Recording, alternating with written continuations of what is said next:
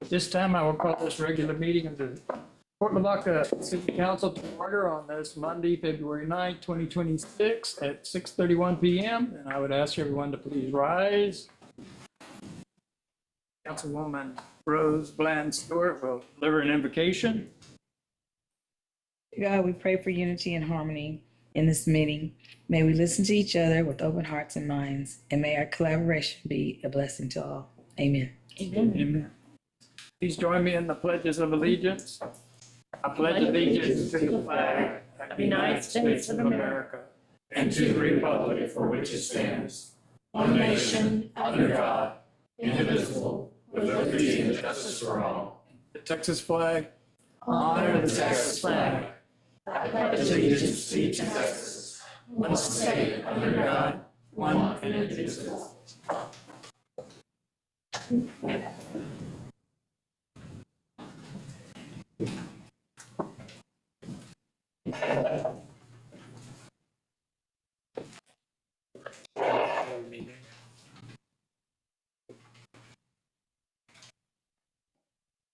have one presentation today. Prepared a proclamation for Rotary Club at the request of the district governor. Rotary, as a new peace building program, created a proclamation dedicating the month of February as the Rotary Peace Building and Conflict Prevention Month. And the proclamation goes, whereas Rotary International, founded on February 23rd, 1905 in Chicago, Illinois, is the first and one of the largest nonprofit service organizations. And whereas in Rotary's 2025-2026 presidential message, Unite for Good, we are reminded that peace is not passive. It is built intentionally through friendships, service, dialogue, and collaboration.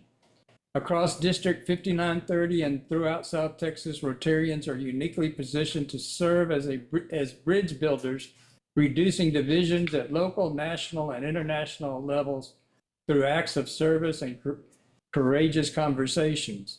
Together, by uniting for good, we can create a safer, stronger, and more compassionate community across Calhoun County and the state of Texas. And whereas attaining a peaceful resolution is not a zero-sum situation, but one that results in agreements beneficial to all concerned. Rotary principles and conflict transformation are complementary approaches for constructive change, leading to a sustainable culture of peace. And whereas our local Port Lavaca Rotary Club, by uniting for good, is striving to create a safer, stronger, and more compassionate community across Calhoun County, South Texas, and the world.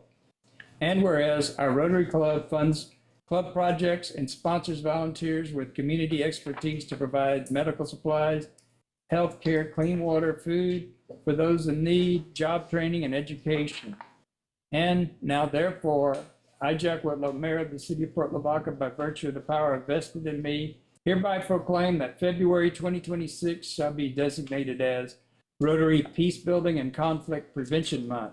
And I call upon and encourage all our citizens to join with me in recognizing our local Rotary Club, Rotary District 5930, and Rotary International for their more than 100 years of service to improving the human condition and local communities around the world. Witness my hand in the great seal of the City of Port Lavaca, this the 5th day of February 2026.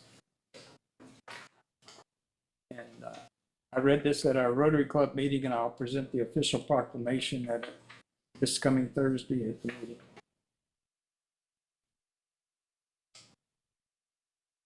Okay, with that, we will move on to comments from the public. We have two people here that wish to speak. Russell Kane, do you want to speak before council? Yes, please. Thank you for doing that for Rotary. That's wonderful. The Rotary's a benevolent society, and we all pray for peace, and they want that just like everybody else in America. So anyway, I do want to say one thing. Our U.S. Congressman Michael Cloud is coming to Port Lavaca this Thursday We'll be at the pantry at 6 o'clock to 7:30, and y'all are all welcome to come. And it's just come and go. But it's this Thursday at the pantry at 6 o'clock. And anyway, I gave y'all those pictures. I had sold this house to Felicia, and her house is settling and sloping to the water from the sewer. It's a gray water drain that goes into the channel. Anyway, I don't want her to lose her house. And I know y'all are down there I saw where you're fixing the concrete deck there, but the other house next door and the one on the other side, I don't want boomerang effect. Somebody needs to go and see about it. But I saw those pictures, so I took them, and I just wanted y'all to have them. I'm not here to raise hell. I just want y'all try to help her and try to fix it. She's a single person trying to get by. Anyway, that's all I have for say, and the work that y'all do, always have done as long as I've lived in Port Lavaca. Thank you. Thank you. Thank you. Russell. Alicia, Cheryl. So surprised to see me again. That is Russell raising hell right there. He could not, he had to be moved to send me pictures so I could come and speak to, and I appreciate him. He had come out today, and I said, the pictures and those that have come out doesn't touch. You can't see that the slope has been there. So I just thought the next thing I could present to you guys, I'm going to come talk to you every time as we move along with Kate. We still have not done, we're kind of patchworking this thing like we have since we first discovered it 10 years ago when we had the first sinkhole. I'm using the term vaguely 10, but we know it's 8 to 10, something like that. First sinkhole, we didn't do anything, we threw some dirt in it, tried to go down a storm drain, and then didn't do anything about it. A few years later, we have another sinkhole, and we've never done any investigation of it. We kind of patchwork it. Even now, we still have done zero soil investigation, and we're kind of like covering this up as we go. It's kind of the practice has been for the last 10 years or so. So we kind of cover it up until we see something more. You guys may have seen that we found where there was the crack. There's some things I'm not sure that were mitigated. The box that comes into where the channel's at, I'm not sure what we did, and I'm sure we could talk about that later, but there was a hairline, not quite a hairline, quite a few hairs, maybe this many hairlines, where you could see into the channel from there. And I don't know that we did that. Everything's been haphazardly done. And so we've never shored up my yard. If the fence wasn't there, would be down into the water, and it is sloping down, and we've never stabilized that slope. So it is, and if you see it, you can still see that the fence line keeps going down a little bit more. And so that we're not doing what is very typical, and I've asked you guys, and I'll need to get a response from that, not in here. We're moving forward, but not in a typical, I mean, this is, I don't know when we get to an emergency point, but it's not a typical way of handling a project like this. We have no geotechnical investigation when the slope's disappearing. It's even coming up into the front yard. So what I did give you is I had the foundation, Coastal Bend come out. I had them come out when I purchased the house to take a look at the foundation. It had no problem with it. When they came out this time, they said, and it's really hard, just all the second one, it is to show that along that corridor there, from the back of the house to the front of the house, needs to be redone now. And that's in that short period of time. But if you go look at the house, you can see how it's pulled away. All the soil is pulled away, all the way up into the front where you see the driveway is caved over to the side.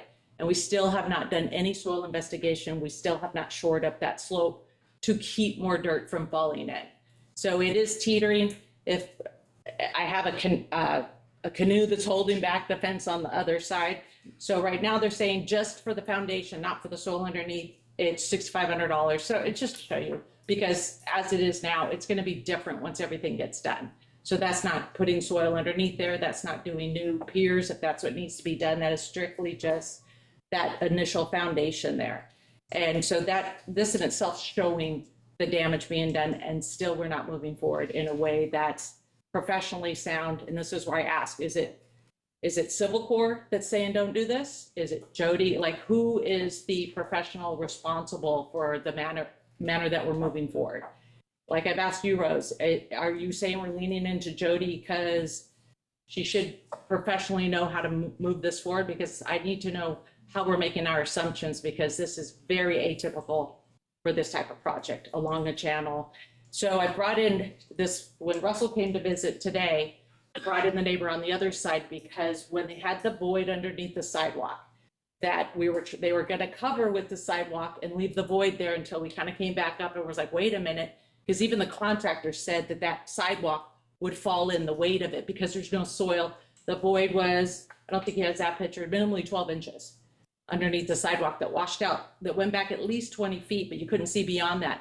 They did another opening for farther down, probably about 30 feet, I don't know exactly, but much further down where they cut into it, there's still a void. And when they went down with the sledgehammer, you could hear it. So if they ting on it and it echoes, you could tell there's a void there. It went down much further. So we have now stuck slurry in there, which is kind of concrete without the gravel. And so it's much more difficult to, and it doesn't cover everything. We're not sure where it's at. So my neighbor had come over because he has actually a little funny slope also, the one on the other side, not Ramona nor Melinda, who you guys have met before. Russell got to see the hole that goes under their house, the one that we measured the one time that they filled in. And a few days later was back again. That hole is this big around, still 5 feet deep. And their slope where that heavy piece of equipment came in, we looked up the hill and you could see the indentation where that happens, where all of it is slowly sloughing down. And we still have no geotechnical information. We have no investigation about, normally you'd come in and say, hey, what's going on here? Let's take a look. And we have not done any of that. We're kind of duct taping this through and seeing where it takes us. So I would like to request that maybe it's Civil Corps. Civil Corps, I think they're very reputable, to come in and say, okay, here's our problems. Come in here. What's the next steps you would do? But we're kind of seeing like, oh, look, there's a hole over it. It feel like the Dutch boy, if everyone knows the reference, us old folks do. And we keep putting our fingers in the holes. And hopefully, and we never actually fix the holes. So I would like to propose that we move forward. I think Jody's putting a lot of effort into this. This is much more complex than we probably would like it to be, but I don't think we're handling in a way that gets it fixed either. It can be simple in comparison. It could have been simple 10 years ago when we stopped doing work numerous times on this. So we just want to get it done. I don't want to blame anyone. I don't want to, we could go back and do that later, but we're not doing due diligence, and I don't know if that's why. Are we hesitating because we're trying to wiggle our way through? And that's what it sounds like with some of the comments I hear to me. Hey, you still want to live here? How come you don't move somewhere else? I'm like, that is not, instead of, hey, we're going to do right by you. We're going to do right by getting this done. So I'm not sure why that's happening, but I've talked to 2 or 3 of the neighbors, and they may want to, again, their slopes being a little bit different. Just maybe it's a bigger thing than just me, because I'm apparently not being heard. So I know there's a lot of work out there. The contractors you have out there, the guys working in the field are really good. They're very polite. They're very sweet. The contractor, you guys may or may not know this, Jody knows, when they were asked to put the sidewalk down, they didn't feel comfortable with it, so they took pictures before because it was covering up these holes.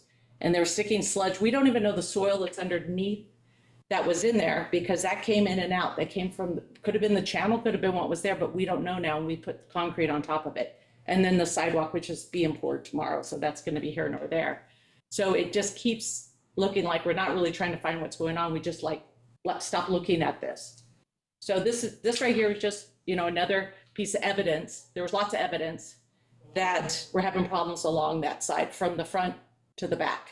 And it makes sense if you look at a hill. If you take one slope away, it's all going to come down all the way from one side to the other.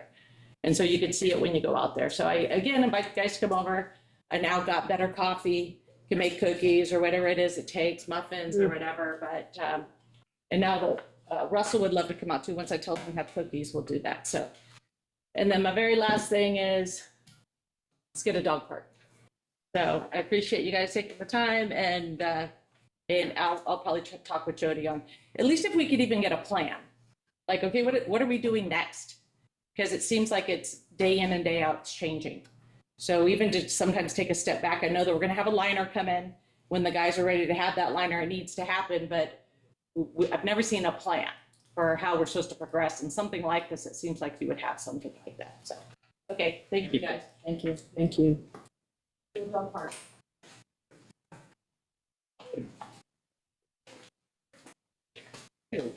Now we'll move on to our consent agenda, which consists of the minutes of the January 12th, 2026 regular meeting, the minutes of the January 26th, 2026 special meeting, review of our credit card statement, receiving our monthly financial highlight report, receiving employee training review acknowledgement report, ending January 31st, 2026, receiving Office of Court Administrator's monthly report, ending January 31st, 2026, receiving the Victoria Economic Development Corporation's monthly report, receiving quarterly investment report for October 1st, 2025 through December 31st, 2025, ratifying the lease City Harbor Track 7, 8, and 11 with Federation at Southern Co-op, ratifying the Southern Gulf Systems purchase order for work at Harbor Drive West, and consider change order number 1 for City Hall security upgrade.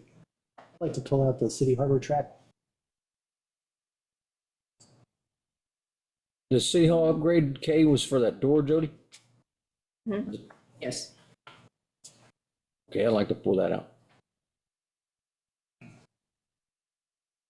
Okay, so we're pulling J and K? J. No. No, I and K, I. right? Oh, yeah, City Hall. I and K. Resolution accepts the consent agenda except for those two items. Second. So we have a motion and a second approving the consent agenda except for items I and J. Okay. I mean K. K. So all in favor, say aye. Aye. Any opposed, same sign. You're none opposed, motion passes. All right. So on I was just kind of curious, since that's first. Aye. Just, yeah, so on the City Harbor tracks, I've just, so just kind of give us a little description. It's renewed for 1 year. Was there an MCI increase? What's the This thought one process? is, it is just renewed for 1 year, and there is an option for an additional year if they want it. The decision was to keep it at the $3,700 that it was. Not for this one. I think that MCI, when we looked at it, it was because they had agreed the year before to maintain the 3,700 when they went to month, and it was very nominal. And so I think it was like $7 or $8. It wasn't a whole lot of money, and so they just decided to leave it at $3,700. So this is a recommendation from the Port Commission. Yes.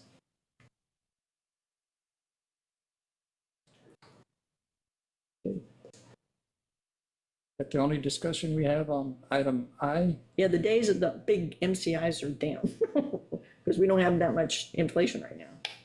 Do we have any discussion on item K? Yeah, and so you guys help me understand, well, the easy thing to understand is what, $2,230 for a door, a laminate door. I'm not following the need for that one. I guess there was a security council that talked about it. Security meeting, yeah. What did they come up with?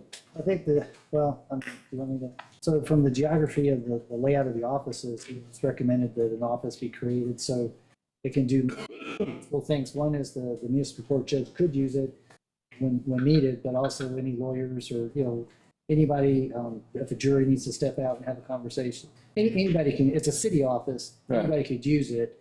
It came up in the security meeting that it would be nice if the judge had an office to utilize. And so that's where the recommendation came out. But this is not for the creation of another office, it's just for the installation of the door, is that right? So the door, I mean, basically, Yeah. it just facilitates communication between the judge and the clerks. It's just a door between two offices. between the two offices. Yeah, and if in fact the I mean- office was not to be used as the judge's office, then that door would Be remain locked. locked. And in fact, I didn't realize it, but I guess years ago, that kind of is the situation that that It's they always, had. it's always been like that. Because that used to be municipal court down here, and there, the door that was there was just kept locked, for Are privacy. these the earmarked security funds also, that they're very limited in what you, That's 15,000 contingency. Yeah, I mean, in this project, we have Security a fund. $50,000 contingency. This could come out of the contingency. I can tell you that just today, I signed a change order for like, I think it was $1,300 or $1,400. For some extra, floor work, because we discovered that the reason why some of those floors had a hump in it, because at some point in the past, they had put electrical boxes and then just floated up to it. And so there was a whole lot more demolition of flooring than originally thought. So I think it was like $1,300 change order to handle that. But it can still, this can come out of that 15,000, or again, I don't know about taking it out of the security fund because it's not, necessarily. I mean, I guess if the door's there, it would be for the purpose of the court clerk's communication. Because again, yeah, if the judge isn't using it, we would just keep that door locked. And the locking mechanism would be on the court clerk side. I don't know how you guys feel about it, but I don't see $2,200 for a door. And if it facilitates communication, call them, email, get up, walk around. I can't see it, no. I'm okay with the door, but it does seem a little bit high. Is there a reason it's so expensive? I mean, the breakdown is right here. Looking at the.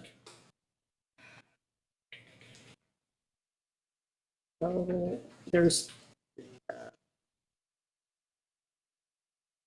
Trying to get the.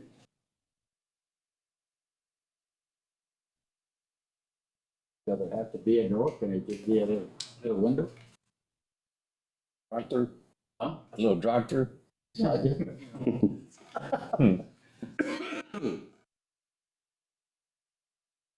see nothing wrong for that myself. For $2,200, Daniel? Oh, yeah, I mean, it's a little high. Little. But again, I mean, if we decide we need it later, it's gonna be a whole lot more. Yeah. The cost of the door is what, $1,500? Total cost is subcontract. hardware and the door frame and the frame are $1,494. $1,494. And then the problem is you have to add all those other stuff to it. Right. The overhead and the. It must be a Alright, very for a heavy door. duty. Heavy duty door. Commercial. About right for a steel door. 1,400? Okay. Very expensive now. And it's fire rated Laminate? with a 20-minute fire Information, rating. from Builder Supply. We paid $1,300 for the fiberglass doors at the lift stations. Yeah, it's a 1 hour fire rated door. Well, this one says 20-minute. How much? 20-minute 20 minutes. Oh, 20 minute. Oh, fire label. I mean, is there discussion on the type of door, or do we just, as a member of the security committee, I can talk to the contractor about, Was as designed by the architect. oh, what's his cost too?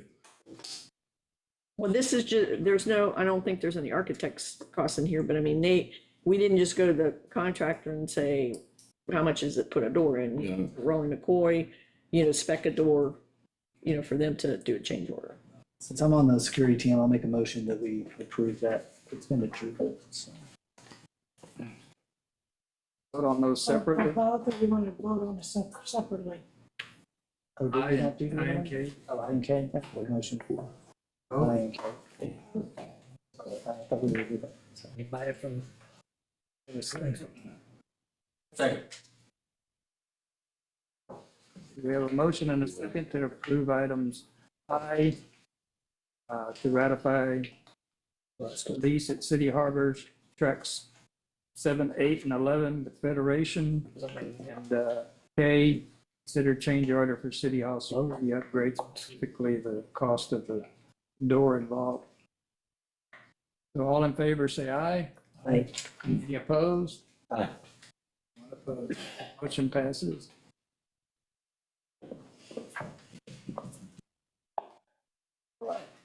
That concludes the consent agenda. We'll move to the action items. Agenda item number 1, receive annual report from the police department for racial profiling.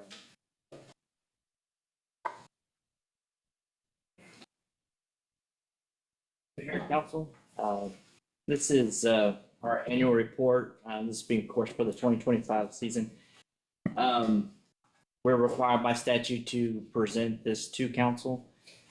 Just reviewing it, I don't see anything out of the ordinary of anything of concern. I did notice that we did have quite a bit of increase as far as contacts, which was over 5,000. So they're definitely out there meeting people. So.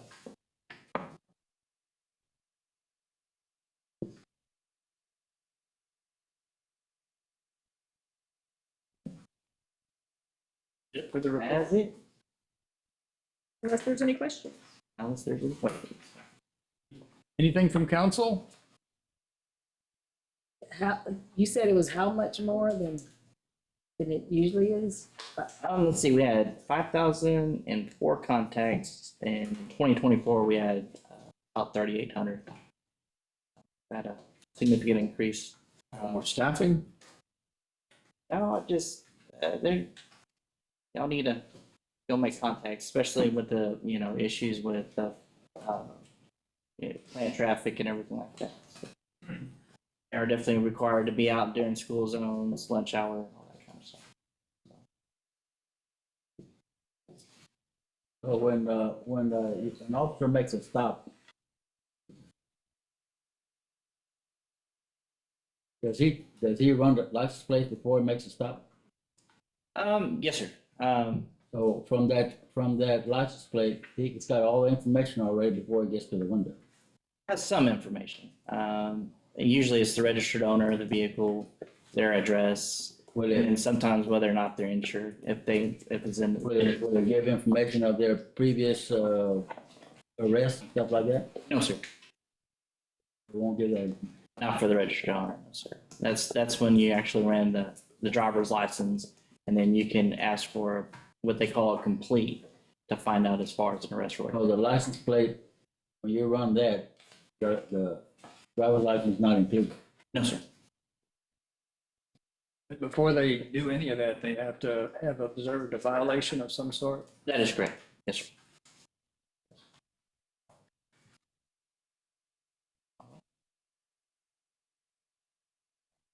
There's a violation.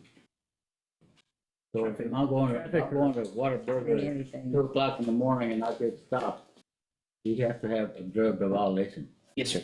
Yeah. That's correct. Probable When he cause. stops you, he has to tell you why. Why? So he can't just come up to you and tell you, find your license plate or, No, No. he has to actually tell you why he stopped you. Right. And that's part of training too. They call it what they call the 7 approach step.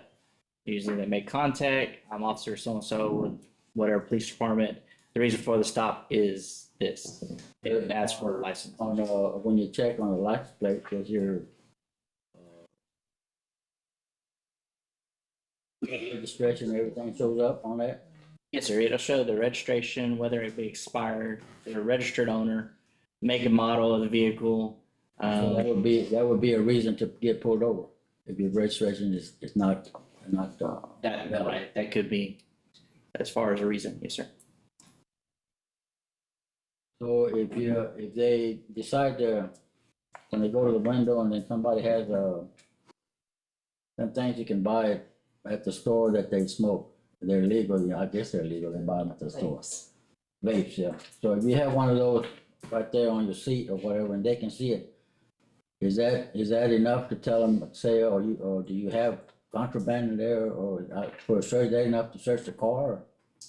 Well, as far as vapes, I mean, you got tobacco based and you also got THC based. So it would have to require a little bit more. Now, if it was a juvenile that was stopped, then that's prohibited for as far as a juvenile. So, I mean, it would have to take a little bit more than just seeing it. If it's a grown adult, it could very well be a tobacco With that, if they see some kind of vape in there, and it's not a juvenile, if they ask you, can we search, can you refuse to search, or? Yes, correct. I mean, an officer can ask, hey, what is that? Do you mind if I take a look? So, no, you can't. I prefer you not to be in my vehicle. And that's pretty much how it kind of ends. Now, there can be, searches, incident to arrest as far as that goes. And then there's also inventory in other vehicle. But I've, off just a little bit of information you're providing, you can definitely say, no, I don't want you in my car. Oh, does that stuff smell like marijuana? Or?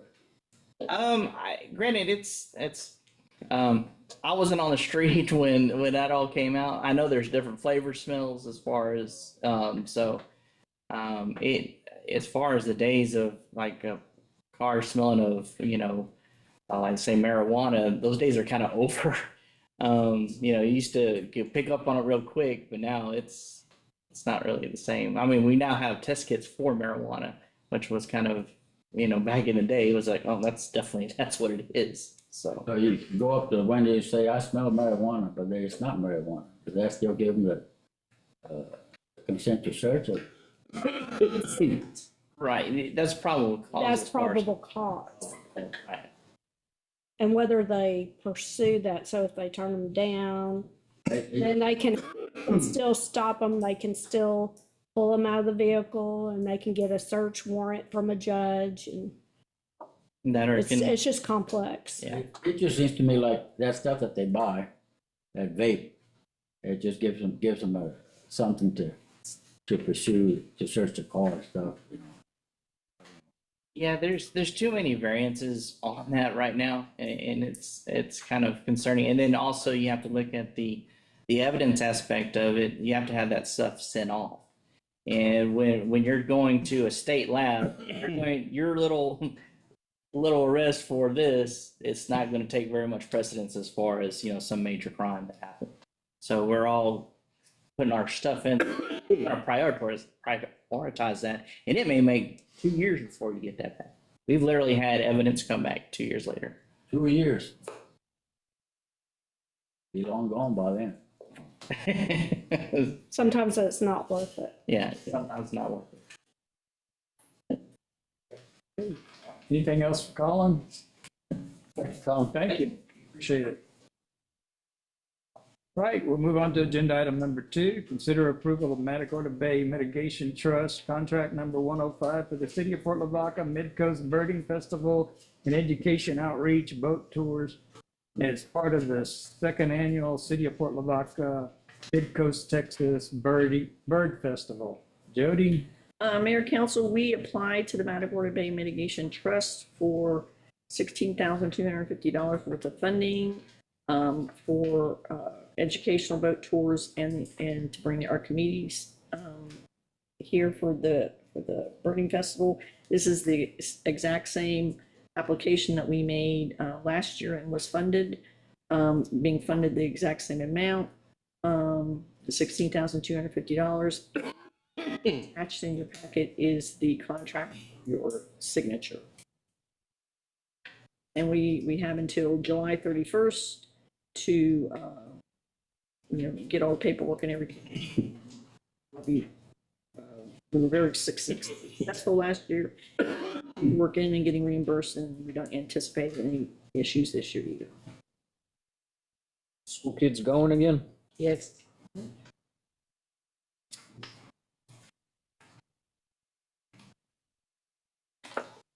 Okay, so you're asking for 16,250 and you get reimbursed, is what you're saying?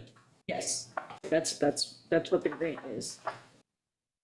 So I'll make a motion to approve the MT contract number 105 for the city of Port Lavaca Mid-Coast Birding Festival and Education Outreach Boat Tours as part of the second annual City of Port Lavaca Mid-Coast Texas Bird Festival. Okay. We have a motion and a second approving the Matagorda Bay Mitigation Trust contract number 105. Mid-Coast Birding Festival and Education Outreach Boat Tours. as presented. All in favor, say aye. Aye. Any opposed, same sign. None opposed, motion passes. Right, we'll move to agenda item number 3, consider approval of Matagorda Bay Mitigation Trust contract number 107 for the Clement Cove Wetlands Public Access Shared Use Path. Jody? Mayor and Council, we also applied to Matagorda Bay Mitigation Trust for a project entitled Clement Cove Wetlands Public Access Shared Use Path, which was approved in the amount of $549,800 of grant funds. The project will construct an ADA compliant 10-foot wide solar lighted pedestrian bike trail along and within the natural wetlands of Clement Cove, which is property owned by the city of Port Lavaca, connecting the existing trail system at Bayfront Park to the municipal city harbor. The project includes approximately 1,100 linear feet poured in place concrete walk, 635 linear feet of elevated timber boardwalk with sure step, environmentally friendly polypropylene decking, which allows for light penetration, then educational signage and a shaded bench. This contract is the same contract as the one we just approved and the ones that we've used for the last 2 or 3 years. The ending date of this contract is December 31st, 2027, which should provide adequate time to acquire the core permit and to construct the project. Our total project budget is $768,450. Grants will reimburse up to $549,800. So our match is $218,650. The entire amount of the engineering, which we'll discuss in the next agenda item, is eligible for reimbursement. So the money we spend initially will be reimbursed by the grant. So our match will come during construction. Recommendation is to approve this contract 107 with the Matagorda Bay Mitigation Trust Fund. And in the packet, it is a copy of the award letter and contract for signature. It's gonna be concrete walk all the way? No, the part that's upland is concrete walk. The section that goes through the wetlands is an elevated timber boardwalk with deckings what we put down at Smith Harbor here recently. Where? At Smith Harbor, that allows light to penetrate through and also allows water, during storms and stuff, it will minimize damage to the boardwalk. Who, the Parks Board, or who, everybody review this? When we did the application is one we looked at for years, and it was brought up with the Parks Board for their consensus is would be a good project to apply grant funds for. Our match is 200,000, you said, Jody? Yes, and remember, we had, it's 218, I think, thousand, and the reason why that is because originally we were gonna go ahead and pull the initial surveying out of this year's contingency fund, but the way we wrote the grant, they will pay 100% of the engineering, so everything is reimbursed up front, and so we won't have any match dollars until we get into construction, which will be, we still have to get a permit, and so it'll be next fiscal year before we'll be. Is that eligible for TERS? Does that fall in? Well, it is, Development, right? Bayfront. That's something we could, it is within the TERS area, yeah. It's gonna blow the budget though, in case we have somebody. Well, there are a couple of factors here. So, yes, it could be paid for by TERS funds. The city could submit it as a project, submits it to the board, then it comes back to the city to approve it as a project. Okay. So you have to have approved projects. And so it just depends if a project comes along that's more enticing, that's a third party brings. and we end up with a development agreement. But yes, we can bring it as a project. It's just depending on when the monies are available and, you know, as it generates increment and that kind of thing. Yeah, but I mean, it's a good point because remember, we did it last year because there was new value coming on the roll, so there will be money. So if no developer approaches us quickly, you know, yes, it's possible that could be submitted as a project ahead of the developer project. Although you want to build up some money so that you can entice development. It's a chicken or egg, you know? Is there like a picture or something showing us the actual path or? That was already approved by, I mean, I didn't put it in this package, but yeah, remember it was there when we approved making the application. Yeah, I again, but yeah, because it's as long as we're on upland, we're not in the wetlands, it's gonna be concrete walk. But it's gonna be it's going through the wooded grove area. No, we're not crossing the seawall. No, this is, it comes off of, remember, I know I sent it to you because you told me it was almost the identical same path as you guys tried to work on like 10 years ago. And so it pulls off of the existing 10-foot wide path, kind of where it kind of starts going downhill where the bulkhead is along the wetlands delineation line, and it's heading over to the wooded grove.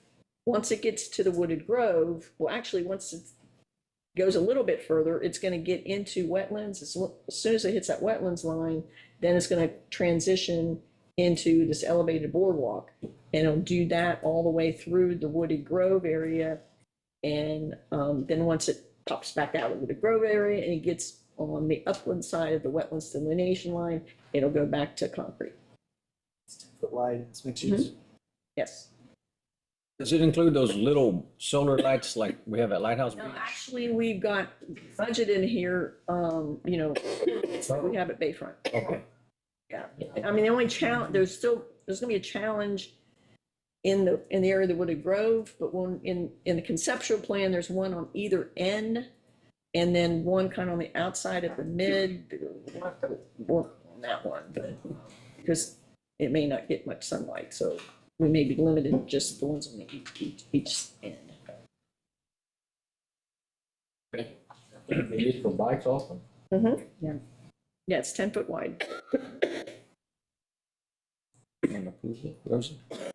And again, I mean, even at the time we applied, it matches several master plans that have been done over the last 20 years. That's good.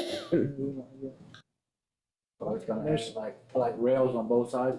Yes, it's an elevated, walkway. Is there a place where people can stop and fish from there?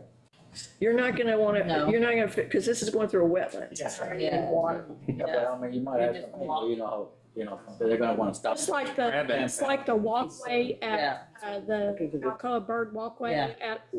you don't want people walking around in them Yeah. on the fishing lines. And even in this case, it's not out at Lighthouse Beach. I mean, we're going through a wooded grove, so there's no. You have to put signs there that say something about that? Yeah, no fishing. We can, we've got signage in here. There's no fish. Yeah, I know. But we got some people that steal my. Looking for some, Oh, there's still people fishing on the Alcoa A little Walkway. history. I'm on like, the sign. Yes, for sure, yeah. do it. So I guess that's our missing chairs, district. Yes. It is. Okay, I'll make a It is. motion that we approve the contract for the public access use shared use. Second. We have a motion and a second approving Matagorda Bay Mitigation Trust Contract Number 107 for the Clement Cove Wetlands Public Access Shared Use Path as presented. All in favor, say aye. Aye. Any opposed, same sign. Hearing none opposed, motion passes.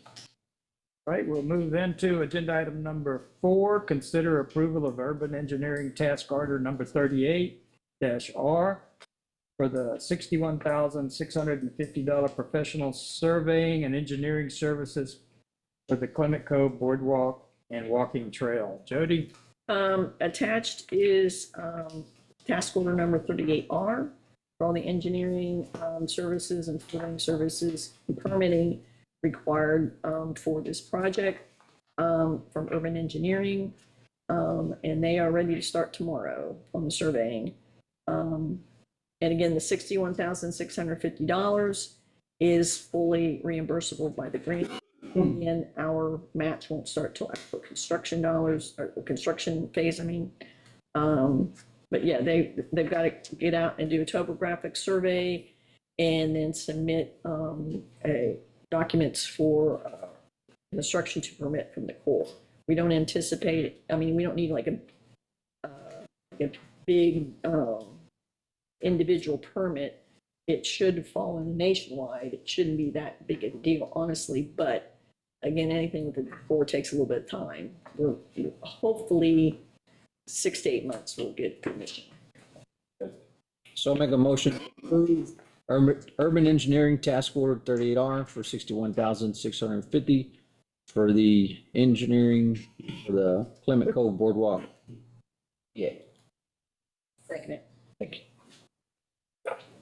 Motion and a second approving the urban engineering task order number 38-R for the $61,650 for the professional surveying and engineering services for the Clement Cove Boardwalk Walking Trail as presented. All in favor, say aye. Aye. Any opposed, same sign. And none opposed, motion passes. Okay, we'll move to agenda item number 6. Consider approval of a 60-foot wide access easement across Corporation Ditch to Equalizer Incorporated to provide access between the two portions of property ID number 37357. Jody? Mayor, Council, Equalizer, who owns the property on either side of the ditch, FM 1090, they are in the planning stages of shifting their operations from Victoria to Port Lavaca. And they are working to construct new facilities to store and handle liquid and bulk fertilizer on the property they own on FM 1090 across from the Harbor of Refuge. Council did approve the conceptual plan for this development back in November 2025. I've included in the packet a copy of the conceptual plan sketch, and you can note again that Equalizer owns the land on both sides of Corporation Ditch. Equalizer is requesting an access easement across the ditch in order to build a crossing structure to facilitate their proposed operations and limit the truck traffic on FM 1090. Now, the key issue that has to be considered in an access easement agreement is the protection of the existing and future drainage capacity of Corporation Ditch. The first part of this is agenda item 5, and we take up the access in agenda item 6. No, agenda That's item 6 different. is a different easement. Okay. Yeah, this is an access easement. It's really a crossing agreement, access. Yes, we're trying Cross the agreement ditch to cross Corporation with Ditch. an access way. Right. Be an elevated structure. I mean, bottom line, it has to, Not impede drainage. it can't impair the drainage capacity of the ditch, and I mean, again, and we pointed out what's going under FM 1090 right now are 4x6 boxes. He's, was looking at some box culverts, and we've explained, and he understands, and all this is written into the agreement, that we are currently underway with a project to make improvements to Corporation Ditch. Mont McDonald is the engineer on that project. And so we do not, and we cannot tell him today what the required capacity at that location of ditch is going to be. But as soon as we have finalized those calculations, we will then let him know. Just so you know, I mean, what we're waiting on is, GLO on the grant to, there's only so much we can do until they release the funds for us to start spending dollars. They have started the surveying work on the ditch. But, in order to complete the hydraulic model for the entire ditch, we have to, firm up the detention pond. And we're waiting, we're supposed to next week, supposed to get the soils report. We've been waiting on that for too long, but once we get that, we can verify the site that we want. We cannot begin negotiations on that site until we get this release from GLO, which won't happen until we complete the environmental. I was told that that should happen in February, but then earlier today, I was told, well, maybe it might be March, so I don't know.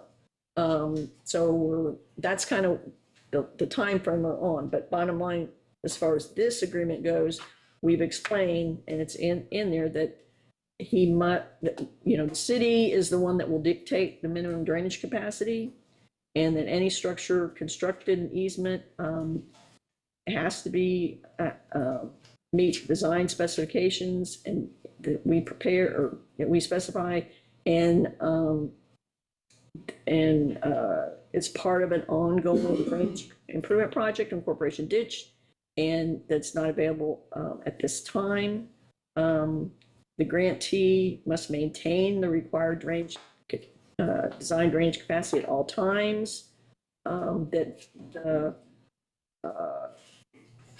There must be a full, city will review the engineered construction plans and drainage capacity calculations prepared by a licensed professional engineer registered in the state of Texas. So, I mean, we will tell them what the capacity is, but they need to design it and show us that it does in fact meet that. And this crossing may not occur for, Yeah, you know, right. Doug wanted to, and I think council knows this, but Doug wanted to take care of everything at once. Right. So he wants to do this crossing, the pipeline, the lease of the tract, all at one time, even though this may not happen for Another year or two, yeah. or 2 years. Yes, yeah. So that's, but he wants to wrap it into one. He doesn't want to negotiate here, negotiate there, and he wants a package deal. And that's why there's unknowns, but we tried the best we could and he understood.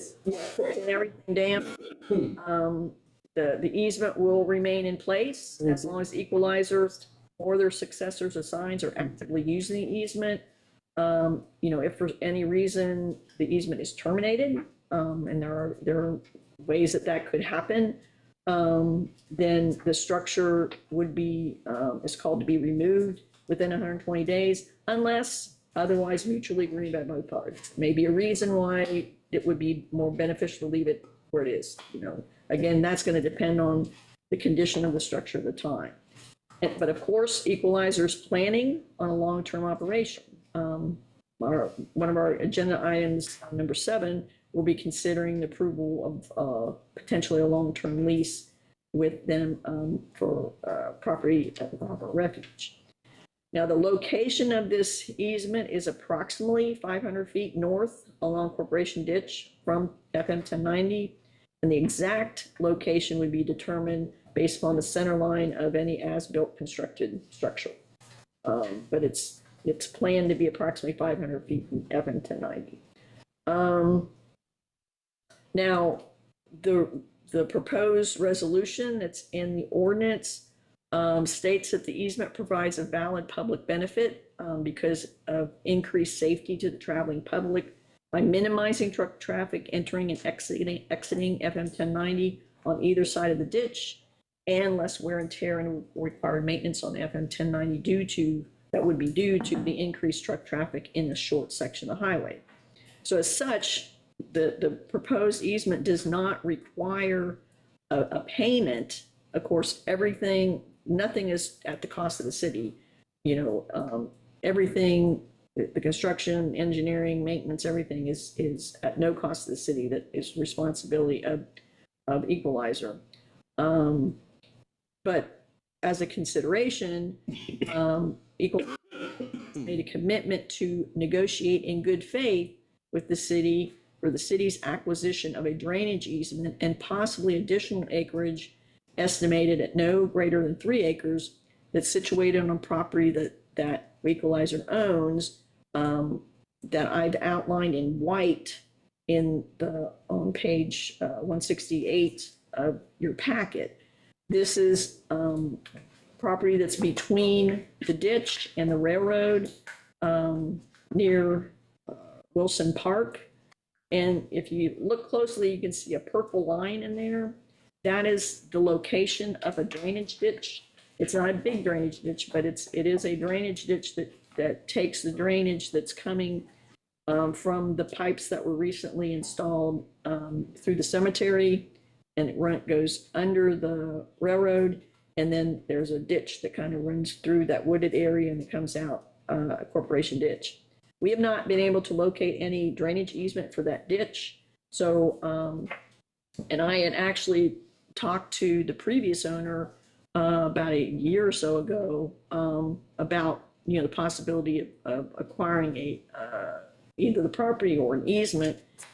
Subsequently, Equalizer has purchased it, and they are, very receptive to working with this so we can gain an easement and possibly even all that land that's within that white line there, that we could then, at some point in the future, put a pedestrian bridge across Corporation Ditch and create a small trail or something that goes through the wooded area with some picnic areas, possibility. A bridge to go from where?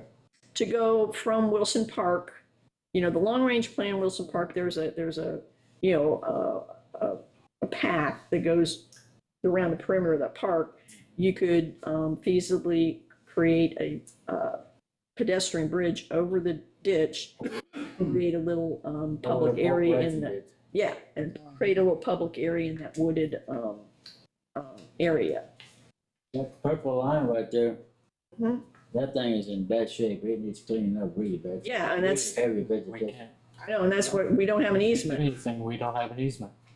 and that's what we're trying to acquire. I understand, but I'm just saying that it needs a lot. So that, when it So- rains a lot, so- the water won't flow But, right. he is in agreement to work with us to be able to accomplish that. Did you say that he's purchased that property? Yes.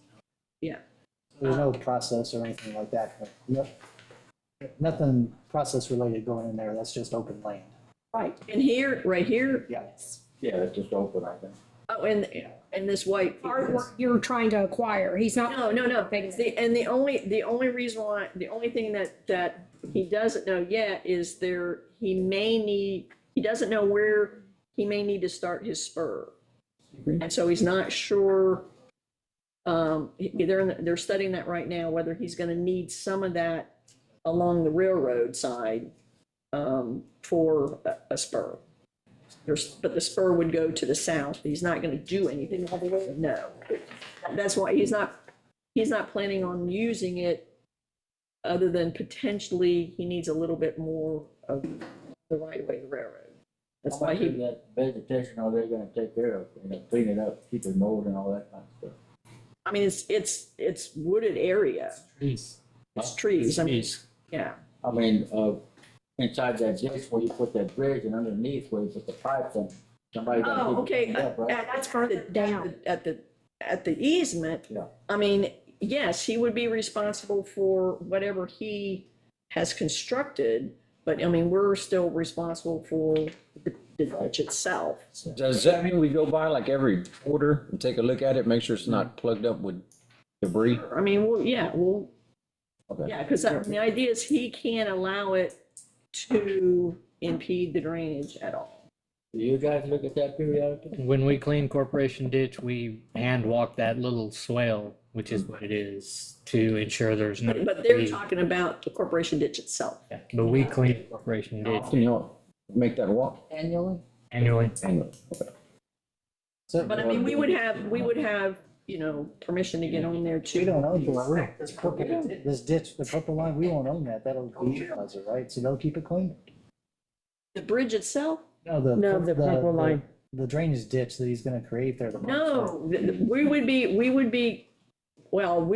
be proposing this is a ditch that Our benefit.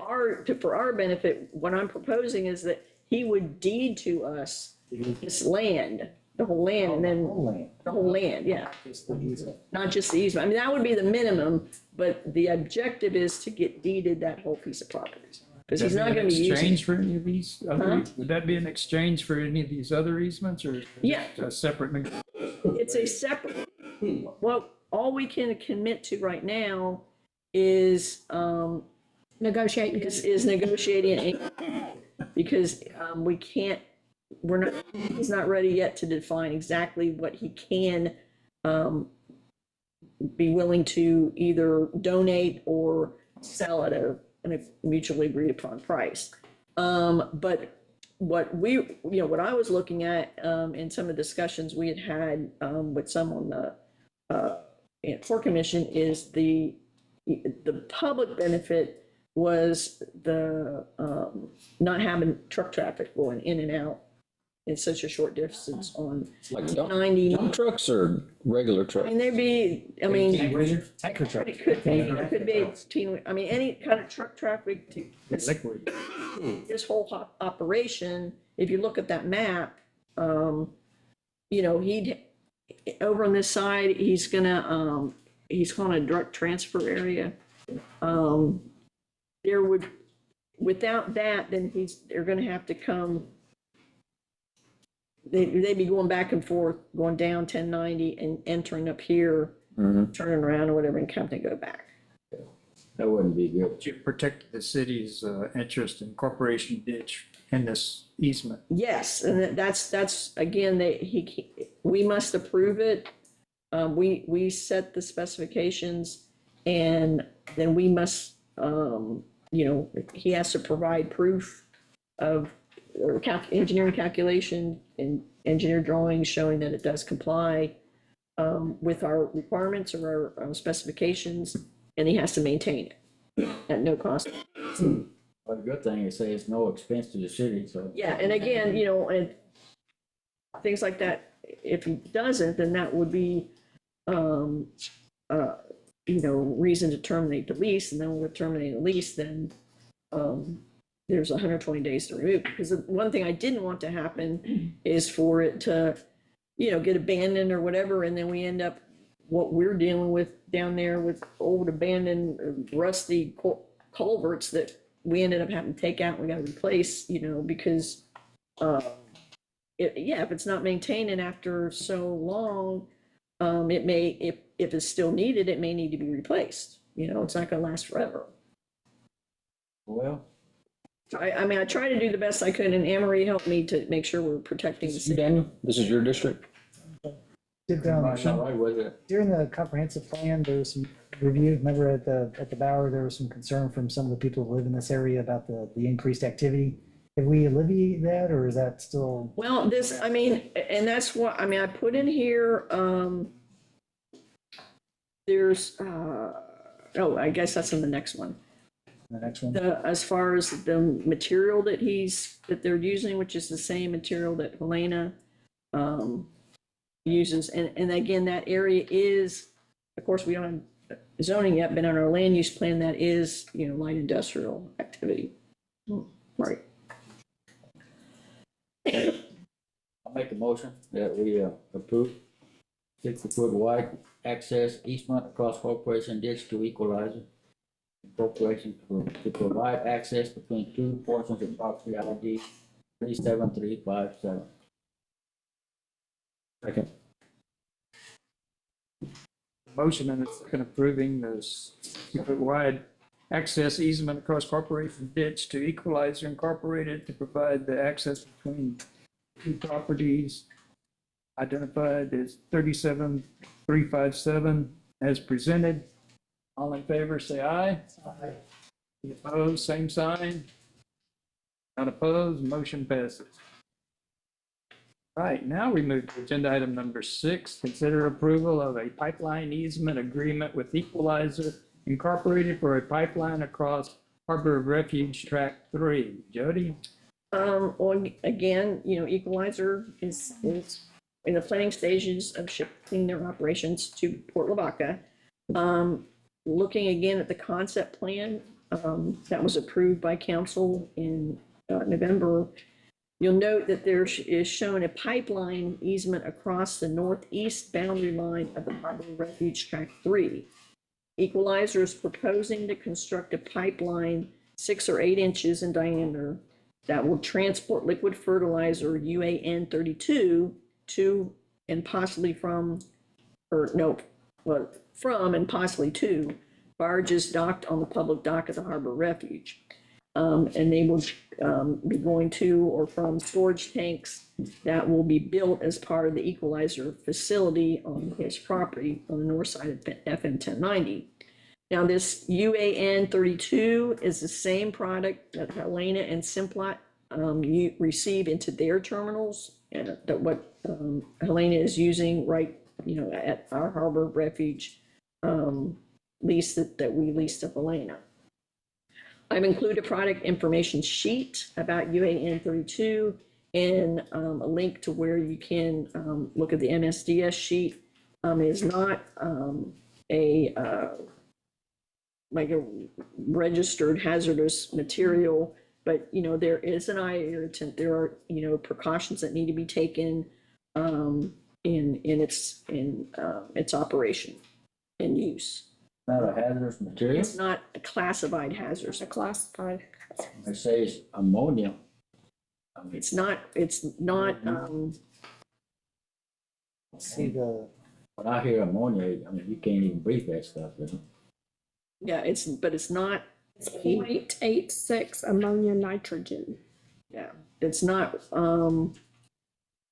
regulated like some are. the fire safety. Concentrate ammonium nitrate. Yeah. Again, it's the same product that Helena is using right down the road.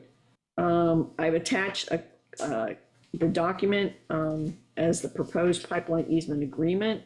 There's no rent or fee that's associated with the portion of the easement that is within the boundary of the Harbor Refuge Tract 3, as long as Equalizer has a valid lease agreement with the city for that tract. Now, the annual fee for the 10-foot wide by 100-foot long easement that crosses the public dock has been calculated at $600 a year that will be paid in monthly installments of $50, concurrent with the lease payment for Tract 3.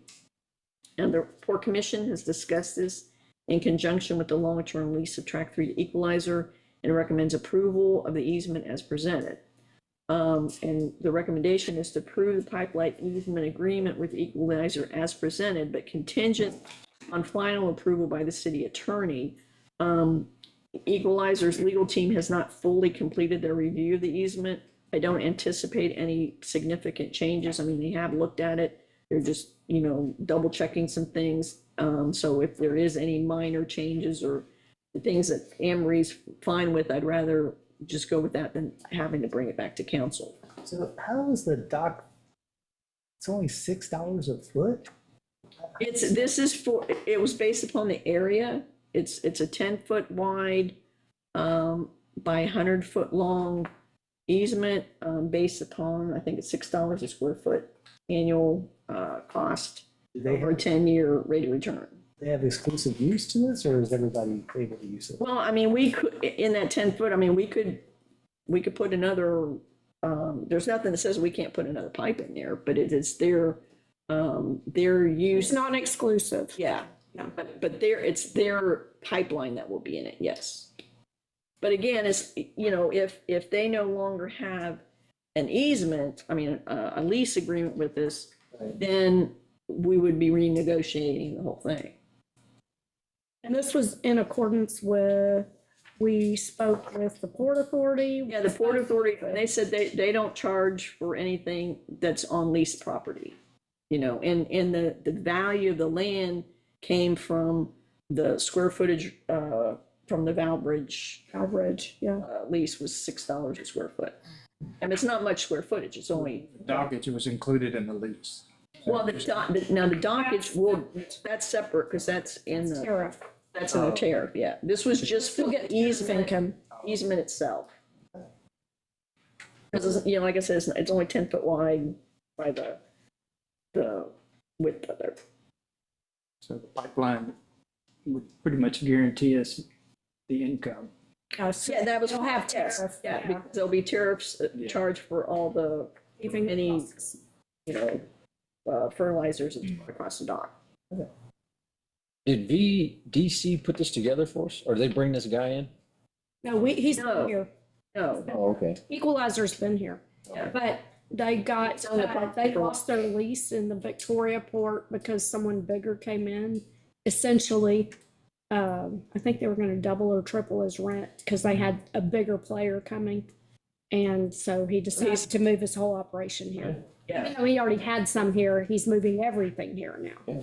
because, I mean, he does, lease. He's been here for he 30 leases, years. track 5 from us, and has for a long time.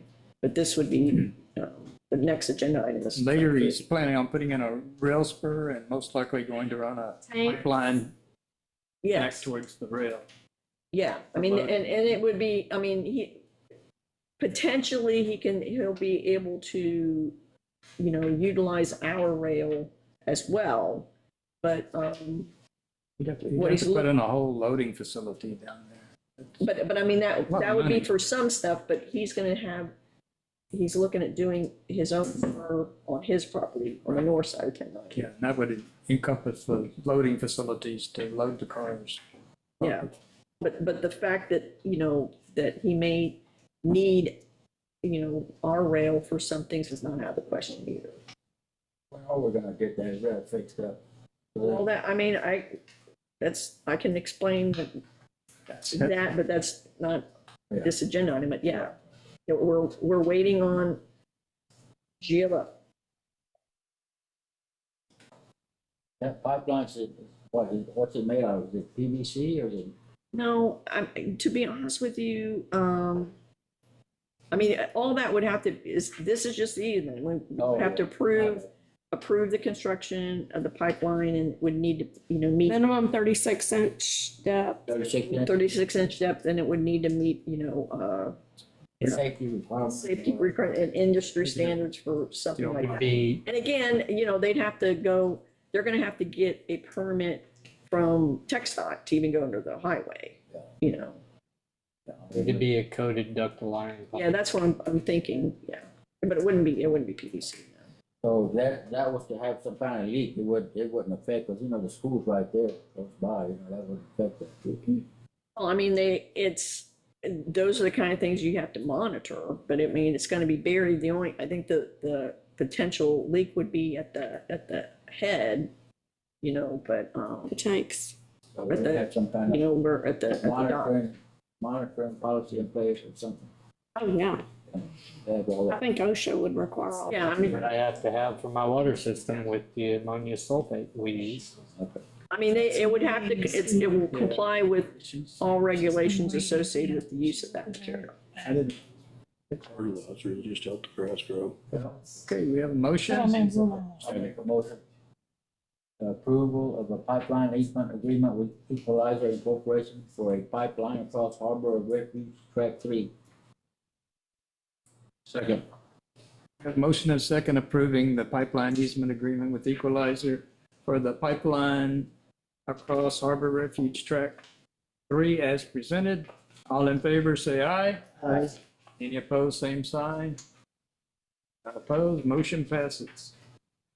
All right, we move to agenda item 7, consider approval of a 5-track lease agreement with 3 each 5-year extensions available for Harbor Refuge Track 3 with Equalizer Incorporated. Cody? Yeah, this is, the proposed lease agreement for Harbor Refuge Track 3. This lease became available for rent in December last year at the termination of Encore's lease on November 30th. The attached lease language is based upon the city's standard lease form, has been negotiated with and accepted by the Port Commission and reviewed and approved for format by Anne Marie. The monthly rent that was agreed upon was $4,200 a month with an MCI adjustment each October 1st for the 5-year term with 3 options for an additional 5 years each. So the potential term for this lease is 20 years. The $4,200 based upon a land valuation of $2.37 per square foot, and $60,000 for the building, and a 10-year rate of return for the annual rent. Now, that 237 is a bit less than the Valbridge amount, but was an amount that the Port Commission was comfortable with. I forget what the Valbridge was like, 250 or 60, I forget exactly what the Valbridge was, but they were comfortable with the $2.37. What's our MCI adjustment? The municipal cost index, and so that's basically accounts for inflation. Which, you know, right now it's gonna end anywhere from 1.5% to 2%. You know, just depends on the economy. But the Port Commission is recommending approval of this lease of Harbor Refuge Track 3 as presented. Okay, I'll make a motion to approve the 5-year lease agreement with 3 each 5-year extensions available for Harbor Refuge Track 3 with equalizer. Okay. So we have a motion and a second approving the 5-year lease agreement with 3 each 5-year extensions available for the Harbor Refuge Track 3 with equalizer as presented. All in favor, say aye. Aye. Any opposed, same sign. None opposed, motion passes. Okay, well, thank you all. Now, thank Michelle for waiting so long. Should have pulled you up to number 1. We have agenda item number. She's enjoyed it. Yeah. Agenda item number 8, consider approval of the 2026 agreement with the YMCA for operation of the city pool. Wayne, are you gonna break us in on this? Yeah, Mayor, Council, in your packet is the proposed new agreement with the YMCA for operations of the pool. You'll note that it's the same as last year's agreement. Then there's also we have some numbers in there for attendance of the pool. And the last year's numbers were down from 2024's numbers, but that was because of dirty power that caused us numerous headaches at the pool. And in speaking with electricians and AEP, until we get the new substation built, that's something we just got to deal with. So we'll just keep spare parts on hand. What substation you talking about? The replacement of the Brook Hollow substation. What's it by that little bridge? A lot of electrical work coming over there. Yeah. So we're getting dirty power. And electric motors don't like dirty power. 30. So, Mayor, Jody, Council, Wayne and I met and Jody met this week. Was it this week? Okay. Well, today's Monday was last week. Okay, it's been a lot of days between them. Last weekend, we did discuss a lot of those things and how we would move forward from that. Obviously, we were closed a numerous amounts of days last year. Nothing that city or the Y could have done differently. We did as much work as we could to keep and maintain what we had and how our ability to be able to keep it. So, but we do have some plans moving forward on how we're going to do that, that we discussed, just to make sure where we're at. Does anybody have any questions for me? Like Wayne said, there's no changes to the contract. It's real simple. It's the same contract we've been moving forward for the last several years. No changes on operating hours or anything additional to that. No fee increases, anything with those. Just because obviously we're trying to move forward with what we have and the ability to be able to say those things and moving forward and making sure that we're not giving a black eye to the city or the Y for anything that has happened over that time. I didn't want to be Louis Stilgards. I'm actually vice chair of the Golden Crescent for this area, and Michelle is our branch, not branch, but actually regional director. And we appreciate her hard work, and we appreciate the partnership that we've had in the past, and we look forward to that partnership continuing. with this partnership, the funds that we actually receive from the city, it allows us to have not only better equipment, better programs, but also provide scholarships, not only just for our kids, but our families and seniors. So we thank you guys, and hopefully this partnership will continue with you guys. So thank you, Michelle, and thank you for the city. Thank you. Thank you, both.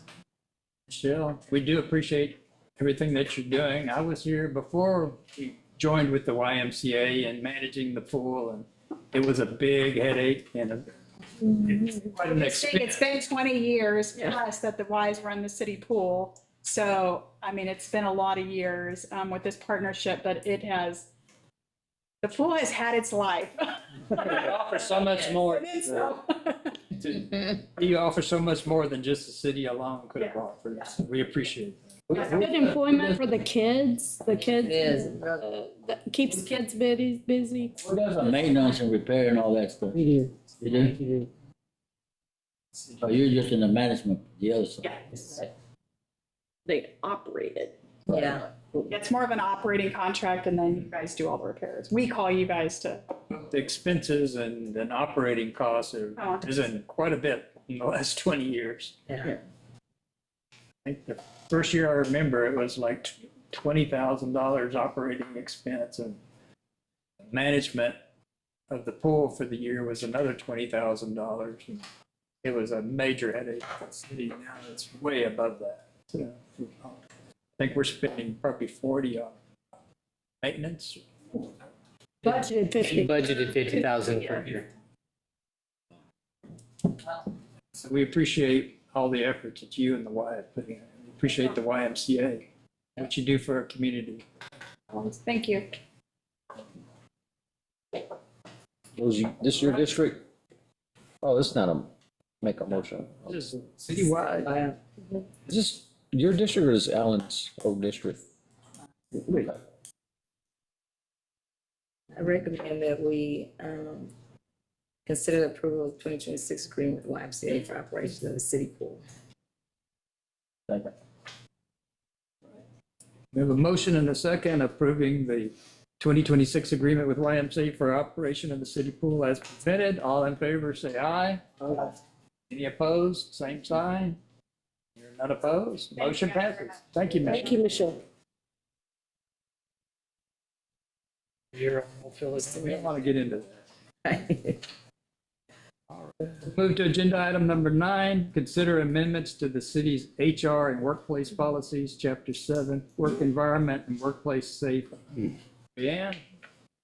Mayor and Council, this is an amendment to the HR policy. We're just adding a little verbiage in there for drug testing. This is going to include medical marijuana, and it's a zero tolerance of what we're doing. CBD oil, employees need to consider that in rare instances, CBD oil use might lead to positive drug tests. So we're just adding that in there. From my understanding, this was presented, and I guess whenever we brought the final, this just got left out of there. So we're just bringing it to your So attention. no, we had discussions at the time about it, about the medical marijuana. Okay. Is there like a random test on this every? You do pull right. Well, they have to be in the pool. So not everyone is in the pool in the whole Ones city. that are authorized to drive vehicles. And operate equipment. Drivers, mental agency, and we can't randomly go out and test people unless we have a specific reason, like they drive a truck, or there has to be some extra reason on this. There is a random pull on those employees. Yeah, So anybody that drives a city vehicle gets It's in the random pool. it's in the pool, yeah. And sometimes they get pulled more than others. Wayne got pulled, what, like 2 or 3 times in a row, I think. 6. It was. It's random, it really is. Sure. Then I You were went, suspicious. I got pulled 6 times in a row, and then I went 4 years without getting pulled. So, More like it's a fixed random. But this, I mean, it's real key to know that because there's a very large misunderstanding that, CBD oil or any of your CBD products but it's legal. OSHA does not consider it legal. OSHA does not allow any use of marijuana. So for To clarify that, it's legal at the state level.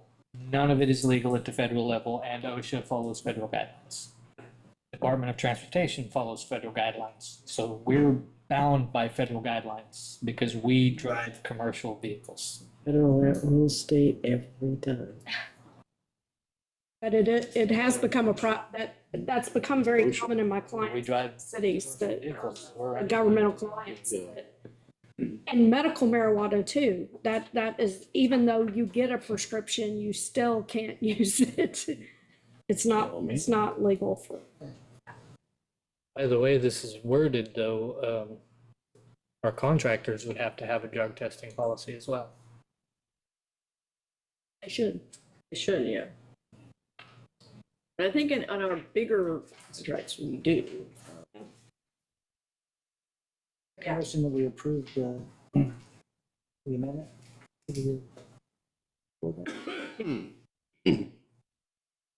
Okay. I have a motion and a second approving the amendments to the city's HR and workplace policies, Chapter 7, Work Environment, Workplace Safety as presented. All in favor, say aye. Aye. Any opposed, same sign. You're not opposed, motion passes. Right, we move to agenda item number 10, consider second and final reading of ordinance G-1-26 of the city of Port Lavaca, amending Code of Ordinances, Appendix A, fees, rates, and charges, Chapter 38, solid waste, Article 2, collection and disposal, Section 38-29, residential rate, garbage brush, bulk collection, providing for a purpose of ordinance, providing for severability, providing for a repealing clause, and providing for an effective date. Jody? This is the second reading to amend the fee schedule to reflect the 4% increase that became effective trash pickup on February 1st. So the change will be from the current $21.12 a month to $21.96 a month, and the rate for additional parts will increase from $16.75 a month to $17.42 per month. There's no other changes.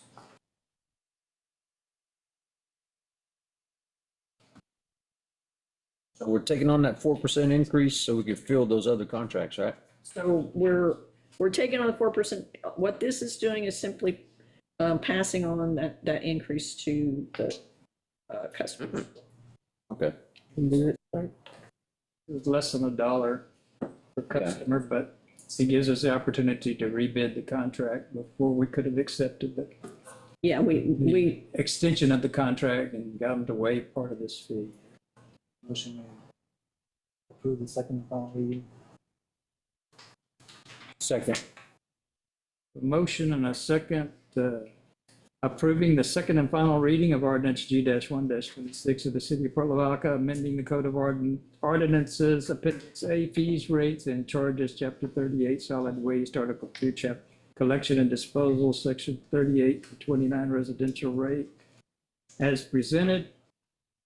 All in favor, say aye. Aye. Any opposed, same sign. And none opposed, motion passes.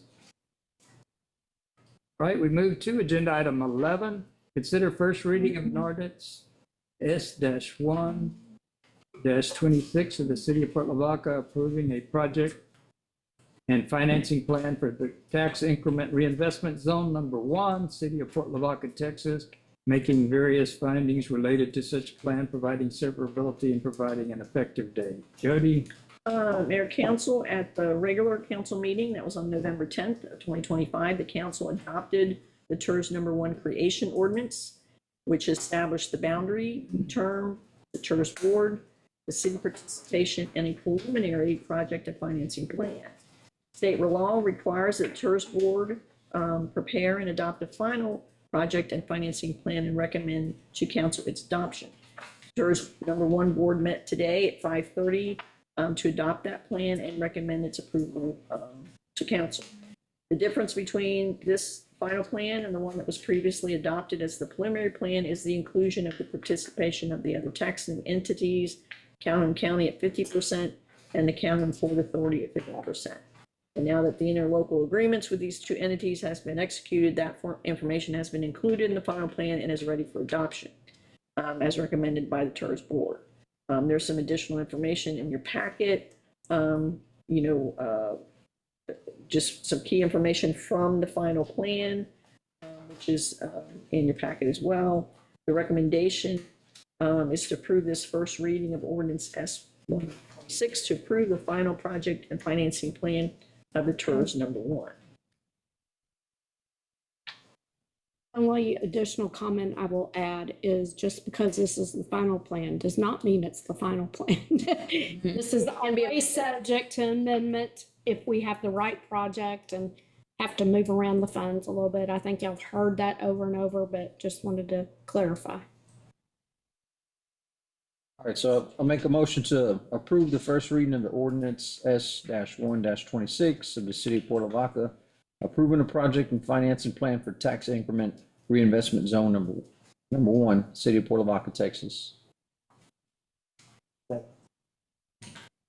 have a motion and a second, approving the first reading of an ordinance S-1-26 of the city of Port Lavaca, approving a project and financing plan for the tax increment and reinvestment zone number 1, city of Port Lavaca, Texas, making various findings and related to such plans, providing for severability, providing for an effective date as presented.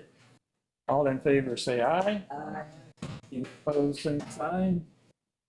Hearing none opposed, motion passes. Okay.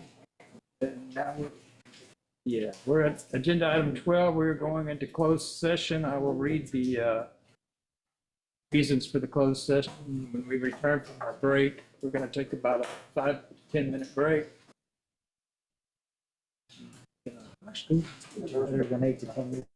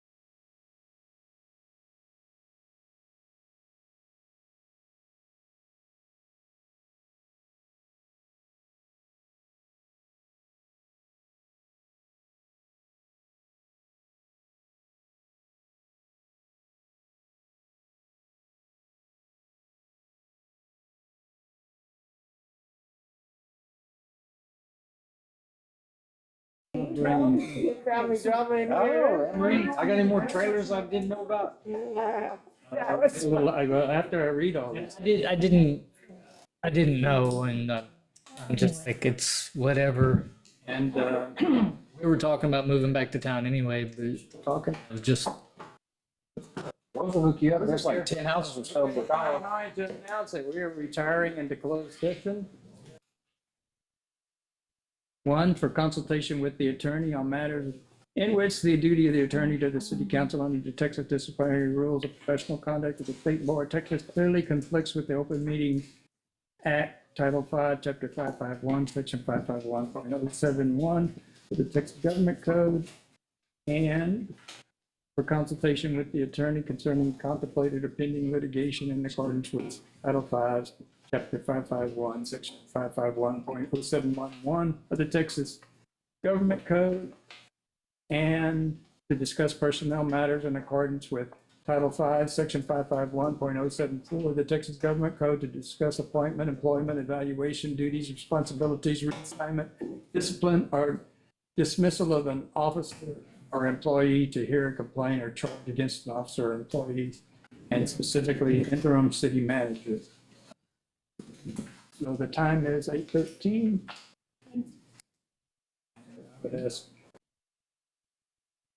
We are back in open session, and I will announce this time that council has completed its closed session. This, the 9th day of February 2026 at 10:36 o'clock p.m. And we will take up agenda item 13, return to open session, take any action deemed necessary with regards to matters in closed session. I believe we have one matter to address. You want to make a motion, girl? Yeah, I mentioned that we, you know what I'm motioning now. That we allow the city manager to, make the decision on, Approve the insert up to $100,000. yes, Can we say up to 100,000? up to 100,000. Yeah. Wait a minute, can you repeat that? Repair. Pipe repair up to $100,000. The city manager to contract for pipe repair at 12 Harbor Drive, Oh, okay. up to $100,000. Drive west. Motion.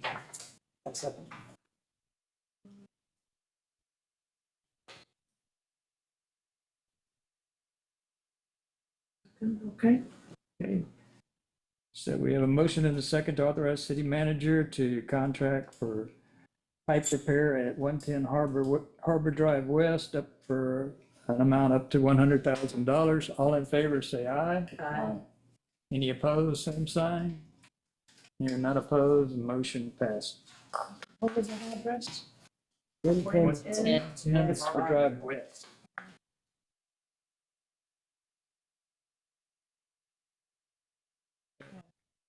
I believe there was anything else? Did you take a vote? Yes? Yes. Yes. No opposed. No one opposed.